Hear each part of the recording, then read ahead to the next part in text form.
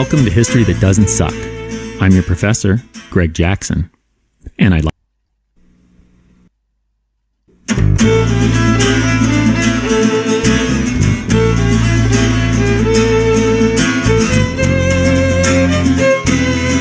Welcome to History That Doesn't Suck. I'm your professor, Greg Jackson, and I'd like to tell you a story.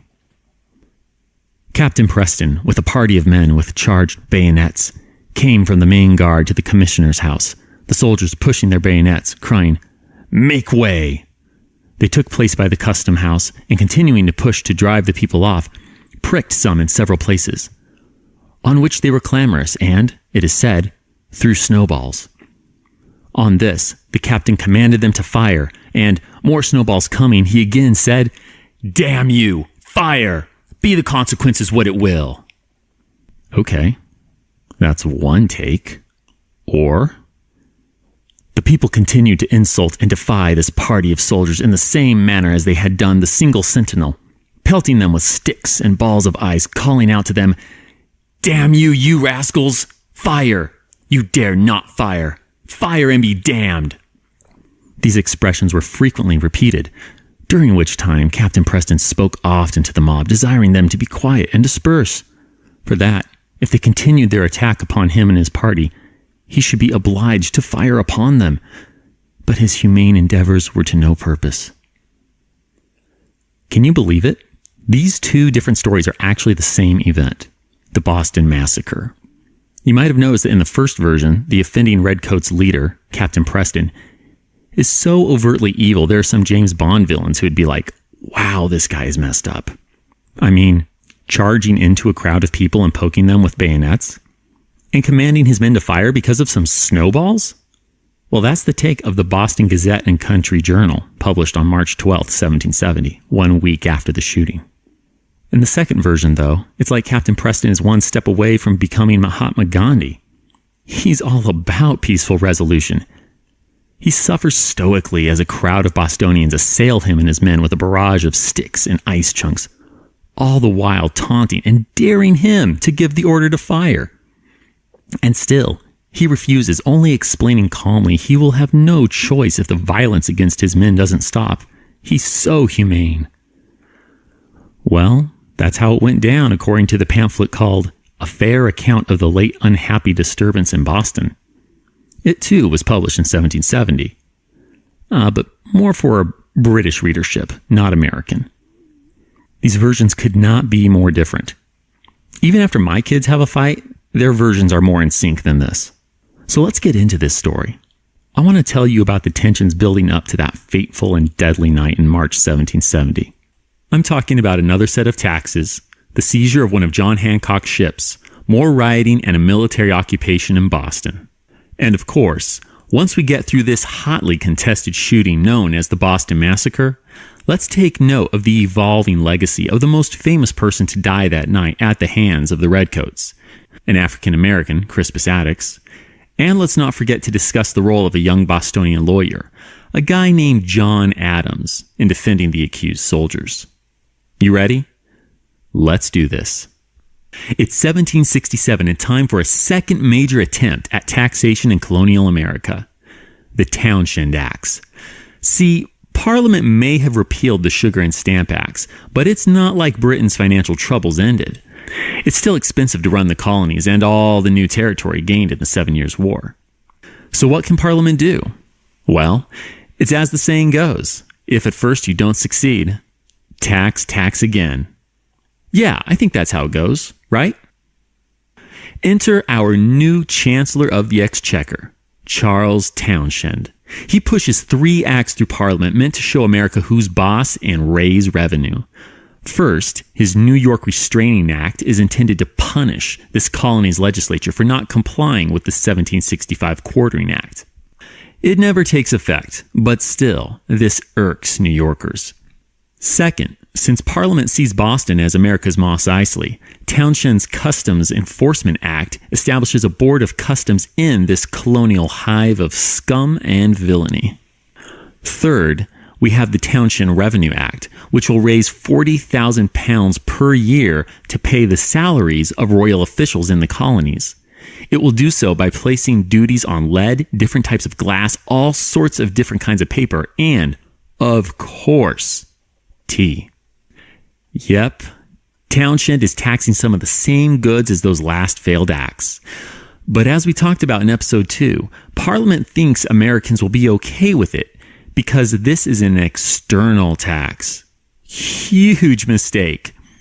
Americans respond by boycotting British goods, imposing non-importation, and writing pamphlets calling any taxes by Parliament unconstitutional.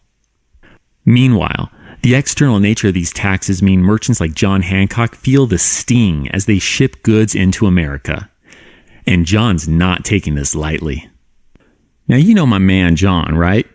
He's the guy who will later sign his name on the Declaration of Independence so big that legend will claim he did it just to make sure King George could read it without his spectacles. That's apocryphal, though. Well, the reason for signing so big, that's apocryphal. The fact that he signed it massively, that's true. He totally signed that bad boy like a graffiti artist on a freeway overpass. He'll also serve as the president of the Continental Congress, become a major general during the Revolutionary War, and serve as Massachusetts' first state governor, getting re-elected 10 times. But that's ahead. Right now, John has to settle for merely having a degree from Harvard, serving in the Massachusetts House of Representatives, and being Boston's ridiculously popular, immaculately dressed, good-looking eligible bachelor. Oh, he's also the city's richest resident. John runs a massive merchant empire that he inherited upon the death of his uncle who raised him. Raised him because John's own mother couldn't afford to do so after his father died when John was just a boy. Hold up. Good-looking, eligible bachelor with a massive fortune who's going to throw in with vigilante Sons of Liberty and has a dead parent situation? You know what? I just realized John Hancock is colonial Batman. Anyhow, like many Bostonian merchants, John isn't okay with absorbing these taxes. Although never proven in a court of law to have smuggled goods, chances are he was a fan of skimping on duties like so many other Bostonian merchants. Like his uncle was, God rest his soul. And John's been making his opposition to the Townshend Acts known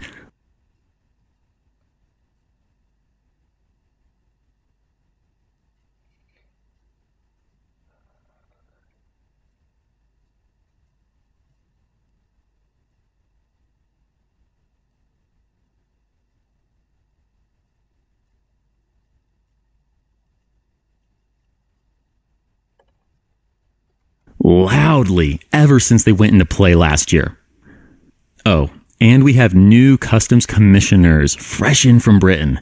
These fellas think they can get Bostonian merchants to pay up on these Townshend duties. Well, John is not their fan. Screw these guys. He says he isn't even going to permit them on his ships. And he stands by that on April 9th, 1768. His ship, the Lydia, has just arrived the day prior at Hancock Wharf. By the way, I know what you're thinking. Wait, what? There's a Hancock Wharf? Let's be clear. Of course there's a Hancock Wharf. John Hancock doesn't get out of bed in the morning for participation trophies, people. But back to the Lydia. That night, Customs agent Owen Richards, suspecting John a smuggler, sneaks on board to check out the ship's hold. And he does so without a proper warrant. He gets below deck and finds John with a group of 8 or so men, including the Hancock family slave, Cato, waiting for him. Owen must have crapped his britches at that sight. Yes, britches. 18th century people. Let's get our pants situation under control. They take Owen on deck. 2 of the men seize and hold him aloft in the cool night's air while John asks the suspended customs agent, "Do you want to search the vessel?" Wait, let me do that in my best Batman voice. "Do you want to search the vessel?" Amazingly, Owen swears he doesn't. I'm sure he just got lost, wandering on the wharf, decides to take a stroll on the ship, and then stumble below deck. Well, Owen learns his lesson. John lets him go. And as the story gets around town, it only makes the already insanely popular, sexy, elected legislator and wealthiest man in Boston, that is John Hancock, that much more amazing in the eyes of his fellow Bostonians. He's a freaking hero.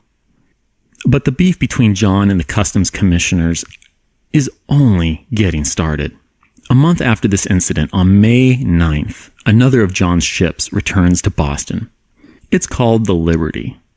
And given that it's coming from the Portuguese island of Madeira, you'd be forgiven for jumping to the assumption that it is filled to the brim with America's favorite beverage, Madeira wine. After all, it's what the customs agents are going to think. Well, the sun is setting as the Liberty arrives, so our dutiful agents decide against taking inventory in the dark. Hey, it's the 18th century. It's not like these guys can just turn on the flashlight built into their smartphones. They'll take care of it tomorrow, when they can see well and do it properly. The next morning, they proceed with their inspection of the Liberty's goods. They find a mere 25 casks of wine. That's less than a fourth of the Liberty's full capacity. Yeah, the ship was mostly empty. I can picture the agents standing on the wharf, the Liberty bobbing in the waters of Boston Harbor beside them as their blood boils. It's hard to believe a ship would make a transatlantic voyage with a nearly empty hull, especially a ship owned by a businessman as brilliant as John. John must have had the majority of the goods unloaded in the dark of night, they decide. But what can they do? They have no proof.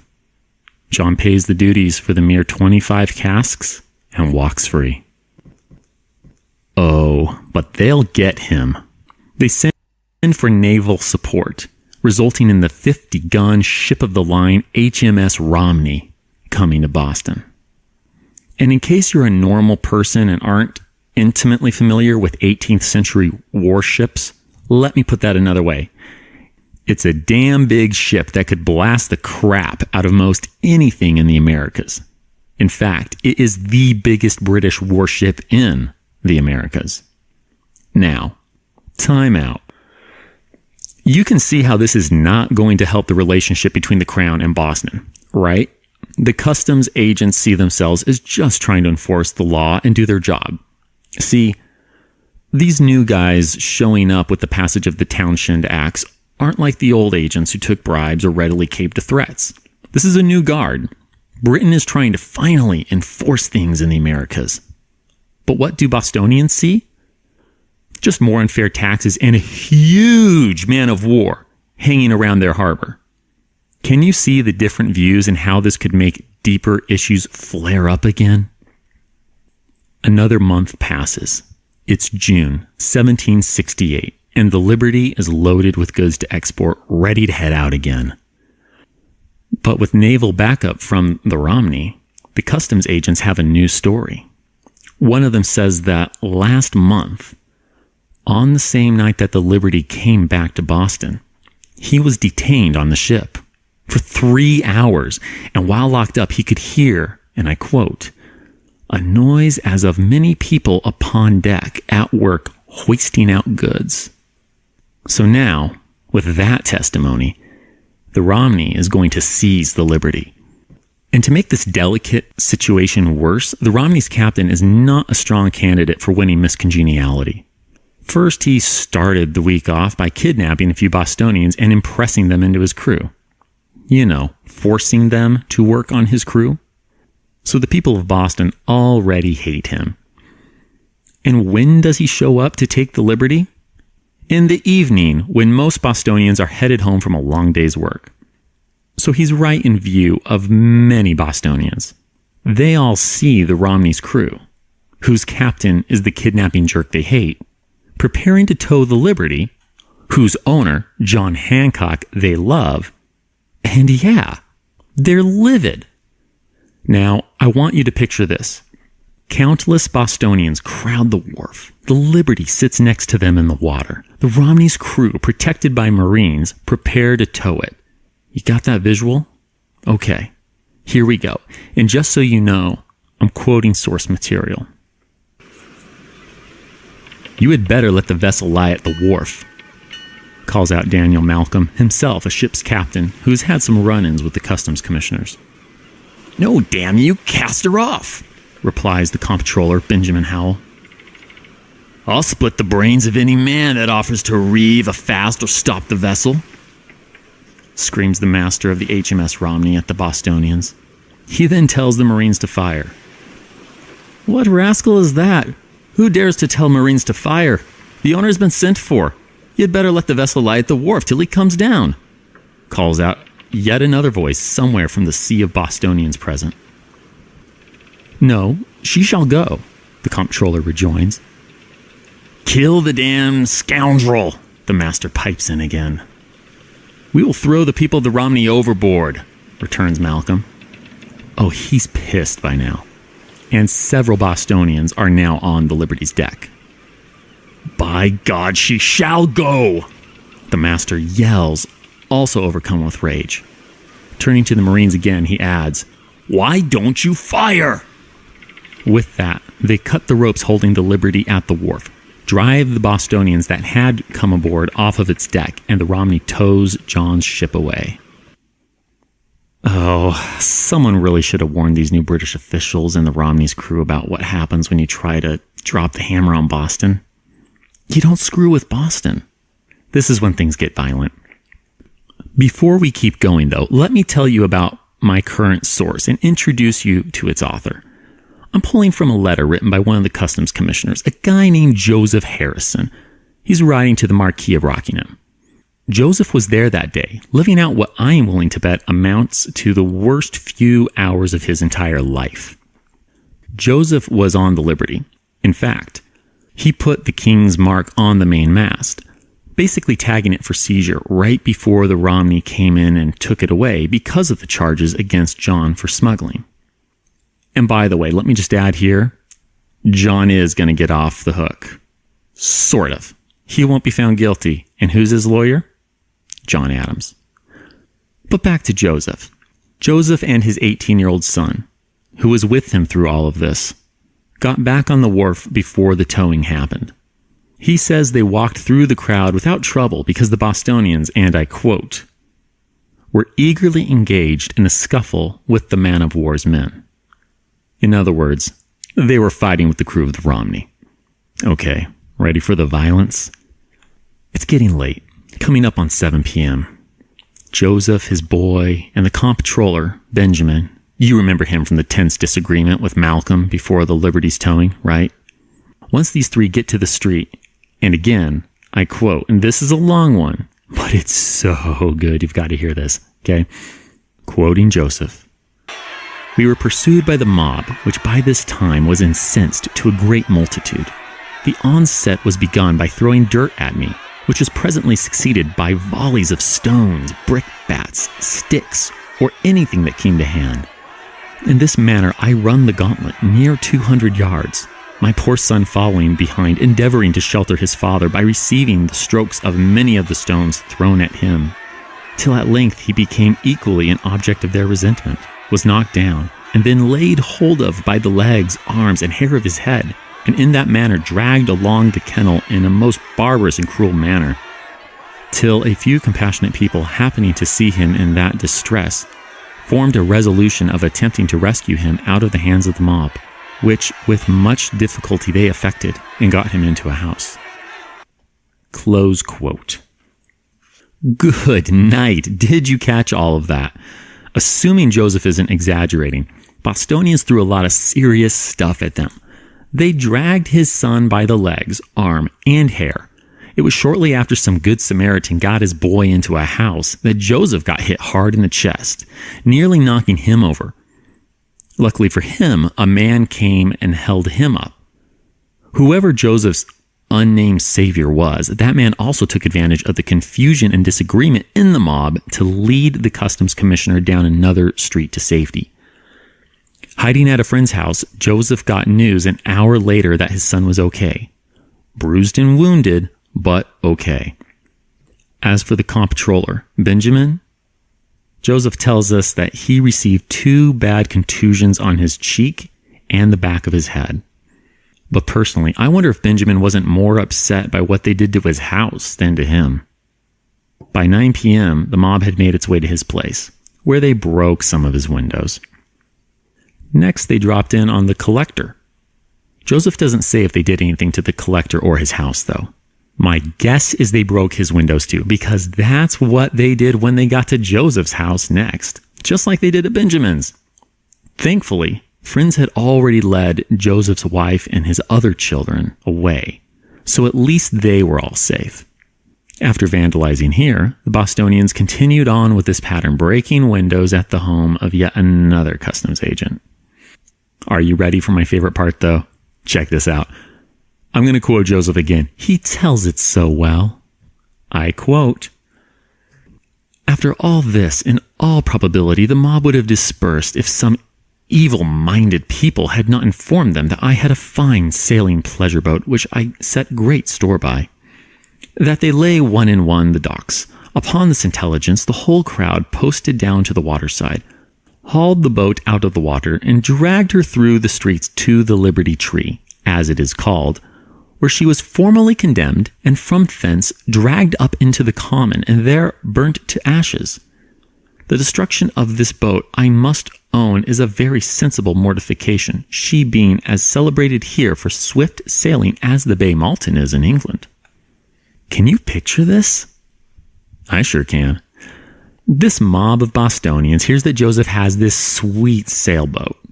They make their way down to the water and, harnessing their combined manpower, drag this fine, seaworthy piece of craftsmanship across the rough roads of Boston. Can't you just hear the boat's wooden hull splintering and cracking?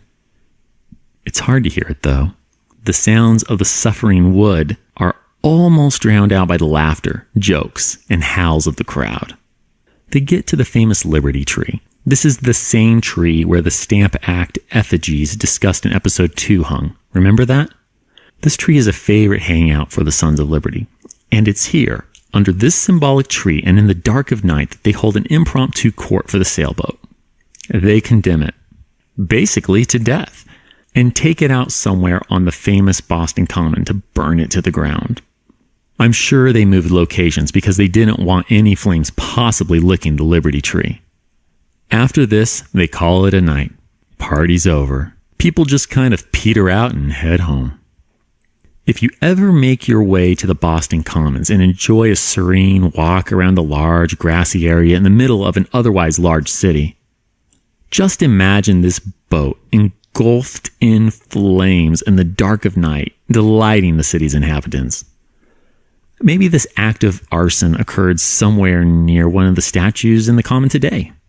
Perhaps nearby the one memorializing the children's book, Make Way for Ducklings. Well, toward the end of his letter to the Marquis, Joseph gave his opinion of the situation in Boston. May I quote again? "I fear the worst is not over. The people are distracted and liberty mad, and the enthusiasm is spreading fast over the other colonies. And if some prudent, judicious, and effectual measures are not immediately taken by the ministry at home to prevent it, I shall not be surprised if something like a general rising of the people should take place." Poor Joseph isn't the only one who thinks Boston is liberty mad.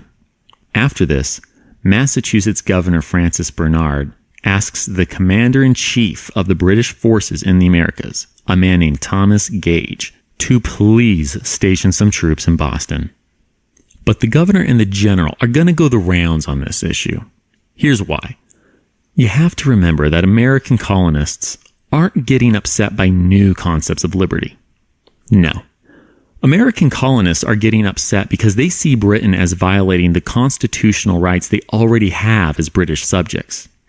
Be that taxation without representation, trial without a jury, or, as could be argued if Gage just went up and made Boston his new home, keeping soldiers around during peacetime.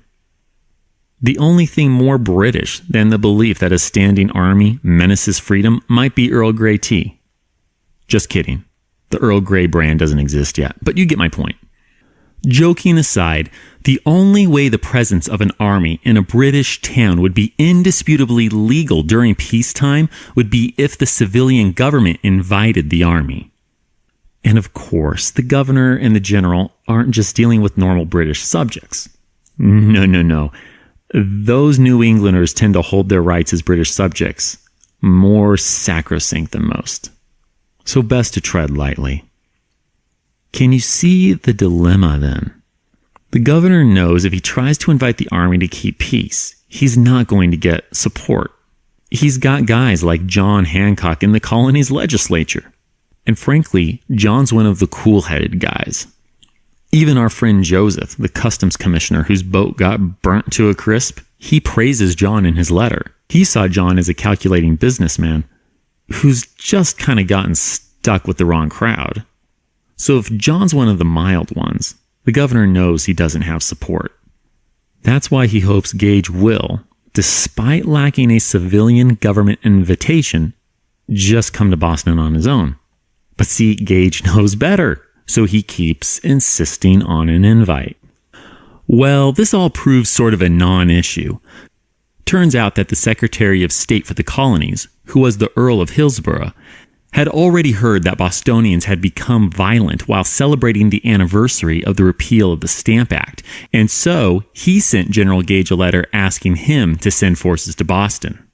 It just took so long for word to get from one side of the Atlantic to the other in the 18th century. The governor and the general didn't really know the orders were en route. When that letter arrives, the only thing for the governor and general to discuss, really, is how many men to send. They settle at first on 2 regiments, the 14th and the 29th, which were then stationed in Halifax. When word about this most recent riot over the seizure of John's ship got to England, though, the Crown's government decided 2 more regiments should go as well. They send the 64th and the 65th regiments from Ireland. In the end, this means 4 infantry regiments got called to Boston. The roots of all of this? The Townshend Acts and the response of people like John Hancock to them. So now we've got about 2,000 soldiers plus a detachment from the Royal Regiment of Artillery in a city of roughly 15,000 civilians. So of course, the presence of these soldiers will be felt. They just upped Boston's population by over 10%. The Halifax regiments arrive first.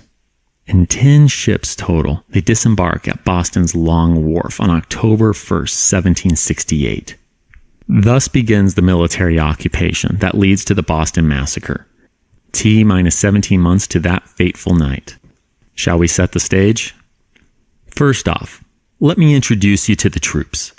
These aren't wet behind the ears new recruits. No. In these days, the British military basically brings on new troops when they have a war to fight. That means these guys are veterans. They're experienced soldiers, not the type to get scared to make stupid early career mistakes. You get my drift? Keeping that in mind, let's also mention the 1714 Riot Act. This law controls how soldiers serving in a policing function, as is the case here in Boston, have to handle themselves when dealing with groups. See, before this law, it was legal for soldiers to break up a violent mob by any means. They could even shoot at them. The purpose of the Riot Act was to enable soldiers to disperse crowds before they got out of hand, though. First, the soldiers had to read the actual text of the law to the forming mob. At this point, the mob had 1 hour to take off. Anyone who stuck around after that hour was now a criminal, whether or not they had done anything illegal or violent. It no longer mattered. The soldiers were free to act. But, as can happen, the court's interpretation of the text changed things a bit. Instead of enabling soldiers in policing roles, it bound them. By 1765, it had come to be interpreted in such a way that soldiers could not really get physical with any crowd unless a civil magistrate gave his blessing first. If they did so without a magistrate's approval, the soldiers would end up in court themselves, trying to prove their very lives were in danger, that they had acted in self-defense. If they were found guilty, they could still hope for a royal pardon at that point, but that wasn't guaranteed. This is why many of the leaders of the 4 regiments in Boston feel like they are walking on eggshells. Here they are, supposed to keep the peace and rein in Bostonian violence, but they can't do much of anything without a magistrate's okay. And few Boston leaders would ever give it to them. They know that. And perhaps worse, The Bostonians know it. Well, things do go well enough at first. In fact, so well that by summer 1769, the Crown saw fit to remove about half of the occupying force. But as the first anniversary of the Redcoat occupation crept up, the Sons of Liberty were becoming less and less accommodating. Let me give you an example. Remember our buddy James Otis, the Bostonian assemblyman from episode 2 who wrote a pamphlet decrying the Stamp Act and calling for the extension of civil rights to African Americans? Well, in September 1769, nearly a full year into Boston's occupation, James kind of beat up a customs commissioner, guy named John Robinson, while they were in the British coffee house. This grew into a full-on skirmish out in the streets, and the soldiers did nothing. Let me translate that incident into the 21st century. Imagine one of your current city council members goes into a Starbucks and sees a federal tax employee. Though to be fair, given what they served at coffee houses at the time, it may as well be a bar. The councilman then shoves the tax guy, who maybe pushes back, spilling his latte in the process. The councilman then lands a blow. They end up outside, fighting. Other people jump in. That's basically what happened. Now today, the police would break it up, make arrests, people would be charged with assault, and the councilman would hold a press conference in which he would say he's so sorry for embarrassing his family and community. He's seeking help and is glad to have God in his life. Oh, and he is grateful for the voters' continued support. But this isn't today. We're talking about Boston in the winter of 1769 to 1770. Unlike the police in our 21st century version, the soldiers are helpless unless a magistrate tells them to jump in. And with this weird dynamic, James Otis could beat up the customs commissioner without any real concern of immediate reprisals. It's possible that this was a dueling situation, but we'll leave that alone for today. The point we need to focus on is that as the winter goes on, the Sons of Liberty continue roughing up or intimidating royal officials. And as we come up on 17 months since the original occupation of Boston, the stage is almost set for the massacre. Arguably, and I'll tell you straight up, I hold this view. Understanding the Boston Massacre requires looking at a shooting 11 days earlier, on February 22nd, 1770. That day, the insanely unpopular Ebenezer Richardson, who worked for the customs office, caught the attention of a crowd in his North End neighborhood. He heads back to his house. They follow. Once there, they threw stones at his home. One came through the window and hit his wife. Imagine being Ebenezer. A crowd is outside your home, throwing stones at it. The windows are shattering, and someone you love is hit with a stone. How level-headed would you remain? Ebenezer reacts poorly, totally pissed off. He grabs his gun and fires into the crowd. He hits an 11-year-old boy named Christopher Sider. The boy dies within hours.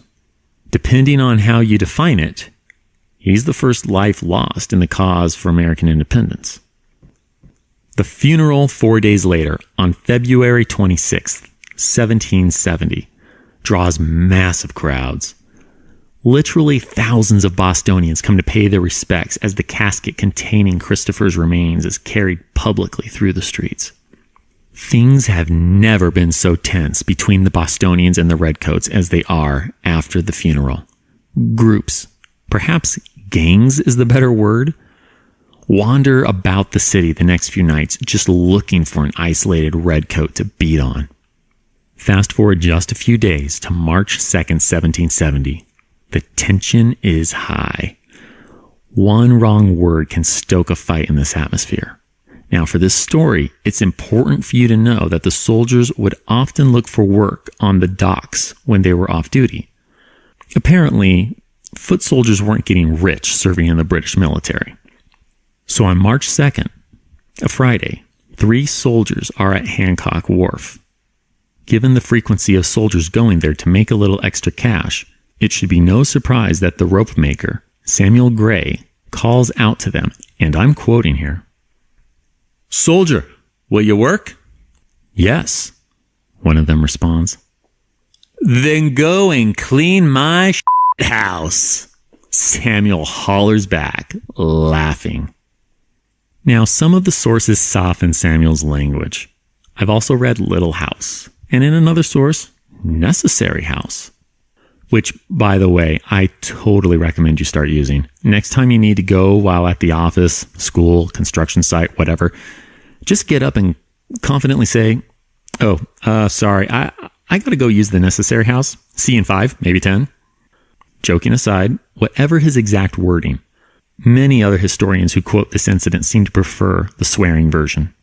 I do too, not because I want to shock you, but because I want you to grasp the potency of the insult. The other versions are a bit lost in translation in the 21st century. At least that's my take. Well, it's on. The soldiers come at Samuel and his other rope-making friends. Fists are flying. The rope makers win the scrap. So the soldiers go back to the barracks and get more soldiers. We have a bigger scrap. It's becoming quite the brawl, with more rope makers jumping in. This keeps going on. According to some sources, 50 soldiers eventually come down to the wharf for a full-on brawl with the rope makers, who we have to assume were about equal in number because they keep holding their own. Can you picture this? Some maybe 100 men in a massive melee? It's like a scene right out of an old Western, except this is going down on the wharf rather than in a saloon. So sorry, no lively piano in the background. Only the intervention of Samuel's employer, Mr. John Gray, brought this to an end. And no, we don't know if they were related, he and Samuel Gray. So this violent Friday draws to a close, and we make it through Saturday without incident. The Puritan Sabbath is upon us now, which lasts more than 24 hours. It goes from Saturday night all the way until sunrise on Monday morning. Now, there's no fighting on the Sabbath, people, but between all the tension that's built up from the Sons of Liberty roughing up an isolated soldier or official here and there for the past few months, to Ebenezer shooting little Christopher a week and a half ago, and now to this, maybe 100 men brawling on Friday, everybody knows things are going to go down on Monday. Welcome to Monday, March 5th, 1770. It's the day of the Boston Massacre. Just like at the opening of this episode, when I gave you a little taste of the disparity in how this event has been remembered and recorded, I'm going to give you two versions. I'm going to keep this in story mode, so let me tell you about the primary sources involved right now rather than interrupt our flow. First, I'm going to give you the Patriot version, published in an unabashedly patriot-supporting journal, the Boston Gazette and Country Journal. They published this a week after the shooting. Then I'll give you the Loyalist version, pulling primarily from the pamphlet, A Fair Account of the Late Unhappy Disturbance in Boston. As you'll see, if the title of the pamphlet hasn't already made it clear, they differ greatly in their framing, omissions, and even some of the claimed facts. But let me add this. You can find more sources and versions if this interests you. There were over 200 eyewitnesses to what took place under the quarter moon that night, or at least over 200 testimonies. It very well may be that no other moment in human history is so well documented and yet remains such a mystery as the Boston Massacre, because the accounts are just so different. Okay, no further ado.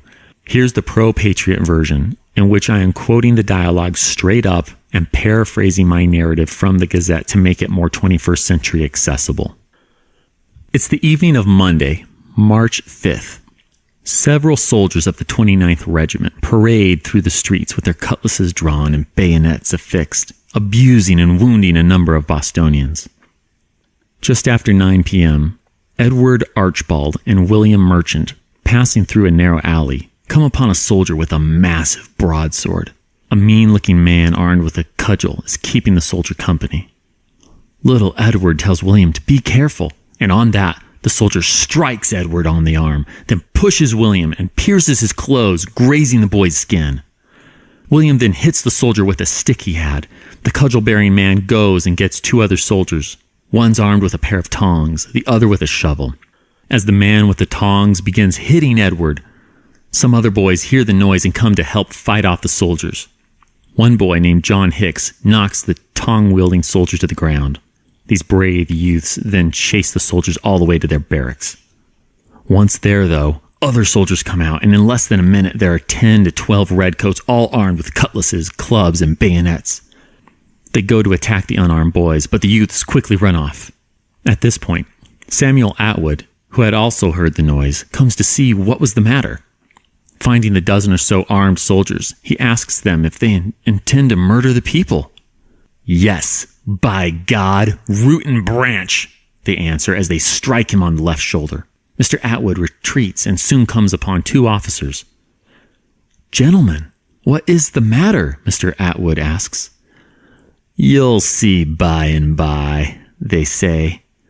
The soldiers then head to the square, asking, "Where are the boogers? Where are the cowards?" Seeing one of the boys, a soldier cries out, "Damn them, here is one of them." A man with a drawn sword and a cane stands ready to protect the boy, though, so the soldiers pass and let him be. The redcoats next make their way to King Street and attack a single unarmed person. They then go down Cornhill Street, insulting everyone in their path, chasing people to their doors. By this point, a group of 30 or 40 people, mostly lads, have gathered in King Street. And now Captain Preston, leading a party of soldiers with charged bayonets from the main guard, comes onto the scene. "Make way!" he and his soldiers exclaim. Captain Preston and his men take their place by the custom house and continue to push and drive the people off, poking and pricking them in several places. In response to the redcoats' bayonet violence, the unarmed people defend themselves by throwing snowballs. On this, the captain commands his men to fire. As the lads continue throwing their snowballs, Captain Preston exclaims, "Damn you, fire, and be the consequences what it will." One soldier fires. A Bostonian with a cudgel meets this aggression by hitting the soldier, knocking the rifle from his hands. The Bostonian then takes a swing at the captain's head. Our hero mostly misses his target, knocking off the captain's hat, but still lands the blow heavily on his arm. The soldiers continue to fire. 7, 8, some say 11 guns are discharged. As the soldiers shoot, 3 men die on the spot. One is Samuel Gray. The shot enters his head and rips out a large portion of his skull. Another is Crispus Attucks. The soldiers shoot him twice in the chest, one gouging his lungs, the other destroying his liver. James Caldwell also dies there, shot twice in the back. Samuel Maverick, a promising youth of 17 years of age, son of the widow Maverick, receives a mortal wound. As the blood of our fellow citizens run like water through King Street, he dies the next morning. I'm going to break away from the Gazette now. It only names 4 deaths because the 5th, Patrick Carr, has not died of his wounds at the time this article went to press. Now, I say this as the proud descendant of patriots, including at least one American Revolutionary War veteran. You can see how ridiculous some of this is, right? Why on earth would these soldiers take off on some sort of unprovoked orgy of violence? Did you notice how almost every Bostonian seems to be described as a boy or a lad? No adults, really. This whole scene is a bunch of professional soldiers who want to kill snowball-throwing children. It's like an early draft of Stephen King's It before he realized a clown would be scarier than soldiers. I have more analysis for you, but let's go to the Loyalist version first, then talk about both. Ready? This is a mixture of me paraphrasing and quoting from the pamphlet, trying to give you a 21st century version that highlights the essentials. Here we go. Anyone who's spoken with those who have visited Boston lately know the King's troops have had a terrible time ever since they arrived in 1768. The Sons of Liberty, who form a great majority of the Bostonians, deny Parliament's authority to impose taxes. They persecute their own countrymen who merely have a difference of opinion from them. The King's troops were only sent there to preserve public peace. And now, for acting in compliance with what they took to be their duty to the public and the crown, these soldiers sit victims of the fury of a deluded populace. Ever since 1768, the Sons of Liberty have treated them with a degree of cruelty that could not have been justified toward prisoners of war of our greatest enemy. For 2 long years, the King's soldiers have been mistreated, so I do not think it can be inferred from their conduct on the 5th of March, or, as the Boston narrative calls it, the horrid massacre, that they were wrong. The King's soldiers only responded to the natural desire of defending themselves, and the sense of duty incumbent upon them in that unhappy moment to repel force by force in order to defend a sentinel's post, then under attack by at least 100 people, armed with bludgeons, sticks, and cutlasses. The circumstances of this unfortunate affair, and of the previous quarrel with the rope makers which gave rise to it, seem to have been as follows. Hey, quick note. I'm going to skip the pamphlet's account of the brawl with the rope makers for the sake of time, but let me point out that in this 23-page long account, that brawl alone makes up roughly 5 pages. So you can see from all of this background of 2 years worth of poor treatment plus the rope makers bit, this pamphlet is really emphasizing long-term mistreatment of the king's soldiers. I'm now jumping to page 14. It's Monday, the 5th of March. By 3 o'clock in the afternoon, some 300 people have gathered at the Liberty Tree. They're armed with sticks and clubs to beat the soldiers. As the sun sets and the night comes on, around 7 p.m., Mr. John Gillespie sees more Bostonians, maybe 40 to 50, walking the streets in groups of 3 to 6 men. They're armed with clubs. By 8 p.m., Sergeant Major William Davies sees a large number of Bostonians, some with firearms, others with cutlasses and bludgeons, all amassed in the north end. "We'll do for those rascals, the officers and soldiers this night," the north end crowd exclaims. The sergeant major notices even more people gathered in the marketplace. "We'll murder the first officer or soldier we should meet. Huzzah! Huzzah! Huzzah!" they cry out. "Now for the bloody back rascals," some yell. "Let us attack the main guard," say others. And still more propose taking on the barracks. "Away to the rope walk," responds others. Suddenly, the mob divides into 3 divisions of roughly 100 men just as the bells begin to ring. The sergeant major heads to a friend's house to change his clothes. All the while, he hears more Bostonians excitedly announcing their intent to harm soldiers. "Murder! Kill all the dogs, for we will have no commissioners nor soldiers in Boston, and damn the scoundrel that first ordered them here. We will soon rid the town of them all." Meanwhile, Thomas Lockheed reports seeing a crowd at the customs house. They are closing in on the singular sentry on duty there.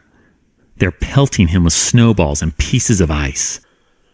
"Gentlemen, I beg you will let me alone and go away from my post, for if you do not, you must take the consequences," the sentry cries out. The people let up, but an hour later, around 8 o'clock, Thomas Lockheed passes by the same spot. Now the people have sticks, clubs. They surround the sentry, throwing large pieces of ice and sticks at him. He retreats to the customs house doors. Finally, pushed to this point, he loads his musket but has no interest in shooting. The sentry only hopes his loading will scare the people off. Instead, they defiantly scream in his face, "Fire! Fire! And be damned!" Bravely, the sentry informs the people that if they touch him, if they attack his post, he will be bound to fire. The mob remains undeterred. No other options remaining, the sentry pounds on the custom house door for assistance. In a few minutes, Captain Preston, at the head of a dozen soldiers, arrives to help. With bayonets fixed, they face the mob to defend the sentinel. Mr. Richard Palms then asks Captain Preston if the men's guns are loaded. "Yes, with powder and ball," answers the captain. "I hope you do not intend they shall fire upon the inhabitants," replies Mr. Palms. "By no means," responds the captain. His answer is underscored by his purposeful choice to stand in front of his men's loaded guns. But the mob carries on, throwing more sticks, more balls of ice at the whole group of soldiers. "Damn you, you rascals! Fire! You dare not fire! Fire and be damned!" the Bostonians cry as Captain Preston warns and beseeches them to disperse. Finally, someone in the mob throws a large stick or piece of ice that hits the grenadier on the right side of the group of soldiers. That blow is so severe he staggers. Both he and the soldier next to him fire their guns without orders from their captain. Soon, the rest of the soldiers do the same. 3 men lie dead. Captain Preston springs to his feet.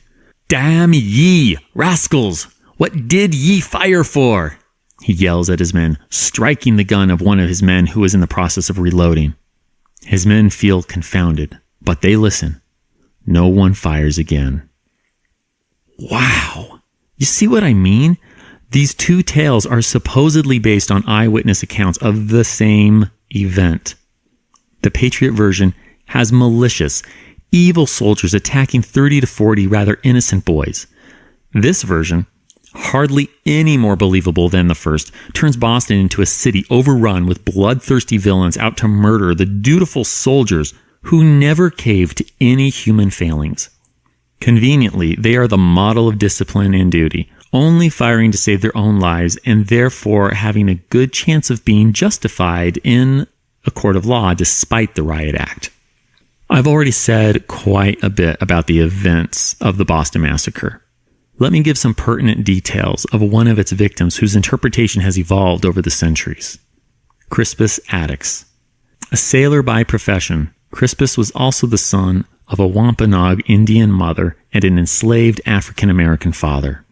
We don't know a ton of detail beyond this, but Crispus became important for abolitionists and for Boston's early 19th century pre-Civil War African-American residents. They pointed out that one of the first to die in the struggle for independence and liberty from Britain was an African-American, if not the first, depending again on how you want to count that. I'm sure you can see how that would be important as the fight to end slavery in the United States was still far from over. In fact, it's interesting to see how Crispus appears in the bottom left corner of Paul Revere's engraving of the Boston Massacre. But in John Buford's 1856 depiction, just a few years before the start of the Civil War, Crispus is front and center. Crispus has been reimagined in the 20th and 21st century as well. Unless you're living under a rock, you are well aware that in the United States today, we, as a nation, have had a few disagreements of late about police actions, about whether our police have overreached in certain situations. We had one such case here in Salt Lake City revolving around a nurse and an officer wanting to take blood from an unconscious patient not too long ago. Although the nurse in this instance was white, in the majority of these cases, race has also been at the heart of the matter, specifically asking if the police have been targeting African Americans. Regardless of how you personally feel about this issue, whether you believe 21st century American police are or are not targeting minorities, and especially African Americans, I'm sure you can see how this question is once again reinventing the image of Crispus Attucks. After all, what is the Boston Massacre if not America's first confusing policing action with conflicting stories? But thankfully, when we have such run-ins today, at least we have confidence that our news outlets and elected officials are doing their absolute best to keep a level head and understand the human failings, challenges, and perspectives of all sides instead of taking advantage of the incident to score cheap political points or up their ratings. Yeah, I'm totally kidding. But I guess at least you can take some solace in knowing journalism 250 years ago was just as ready to lower their standards to move more papers as they are today to get more clicks. What can I say? We're still the same species. Well, over the course of the rest of the year, the court proceedings play out. Captain Preston had his trial first, charged with ordering his men to fire. His trial started on October 24th and lasted for 6 days. Now, I love the HBO miniseries John Adams as much as the next history nerd does. But unlike the depiction in this delightfully entertaining version, future President of the United States John Adams did not serve single-handedly as the defense. The team consisted of Robert Ahmadi, Josiah Quincy Jr., and John Adams. The three of them defended Captain Preston. And fun fact, Josiah's brother served on the prosecution. If the Quincy family had Sunday family dinners, those had to be a bit awkward in late 1770. In any event, the captain was acquitted. On November 27th, the captain's men saw their trial, with John and Josiah staying on to serve as their lawyers. They effectively demonstrated that, whatever the truth of that night, boys and men were armed and looking for a fight. As such, regardless of the many details we will never be sure of regarding that night, the soldiers did act in self-defense. This is where one of John's more famous quotes comes from. It's a favorite of mine. It reads, "Facts are stubborn things, and whatever may be our wishes, our inclinations, or the dictates of our passions, they cannot alter the state of facts and evidence." Now, most people stop there, and it's a wonderful reminder that our emotions do not a fact make. But here's what he said next. "Nor is the law less stable than the fact. If an assault was made to endanger their lives, the law is clear. They had a right to kill in their own defense. If it was not so severe as to endanger their lives, yet if they were assaulted at all, struck and abused by blows of any sort, snowballs, oyster shells, cinders, clubs, or sticks of any kind, this was a provocation for which the law reduces the offense of killing down to manslaughter in consideration of those passions in our nature which cannot be eradicated." Man, I'd hire John and Josiah. Check out these results. The worst of it lands on Matthew Kilroy and Hugh Montgomery. They were found guilty of manslaughter because it could be shown well enough that they shot and killed Samuel Gray and Crispus Attucks, respectively. Samuel hadn't even done anything menacing when he got shot. Some think his role in the ropemaker brawl got him singled out. As for the other 6 soldiers, they received acquittals. No one could pin down who among them shot the other 3. So to find them guilty of manslaughter would mean finding 3 innocent men guilty. As such, they all got off free and clear. Though in truth, the 2 found guilty of manslaughter didn't do too bad either. Although the penalty for manslaughter was death, it was typical at the time to let those found guilty of the charge plead the benefit of the clergy for complete clemency if it was the first time they had committed manslaughter. Since it was the first time for both men, Matthew and Hugh both received clemency. They were branded on the thumbs, so it was known they had used up their one-time freebie and sent off to rejoin their unit within days. Here are 2 other cases you might not know about. In December, 4 civilians were charged with having shot at the crowd as well while hiding on the 2nd floor of the customs house. Yeah, these guys never get remembered in the popular narratives today. The case against them was thrown out quickly, though there was one civilian who saw a conviction. A teenage boy and servant named Charles Bourget. In March 1771, a year after the Boston Massacre, he was found guilty of perjury for having allegedly changed his story during the court proceedings. Found guilty, Charles passed an hour in the stocks, received 25 lashes, and had to pay the court's costs. The Boston Massacre was over, and to think this massacre, as well as the seizure of John Hancock's ship, all happened because Charles Townshend led Parliament on a second post-7 Years' War attempt to tax the American colonies. And while the Boston Massacre didn't lead directly to the American Revolutionary War that will break out in another 5 years, it does arguably stoke the flames indirectly. The city of Boston held annual memorials. Others, like Paul Revere, drew up depictions of the event that continued to underscore the innocent Bostonian narrative. Truly, whatever really happened that night, the Boston Massacre marks a significant point in the erosion of Britain's relationship with its American colonies. I want to give you a heads up on what we're talking about next time, but first, if you enjoyed hanging out with John Batman Hancock and looking at both sides of the Boston Massacre today, please be sure to like, share, and subscribe to the podcast. You can join the podcast's Facebook page or follow on Instagram at History That Doesn't Suck. Also, hit me up on Twitter at Prof. Greg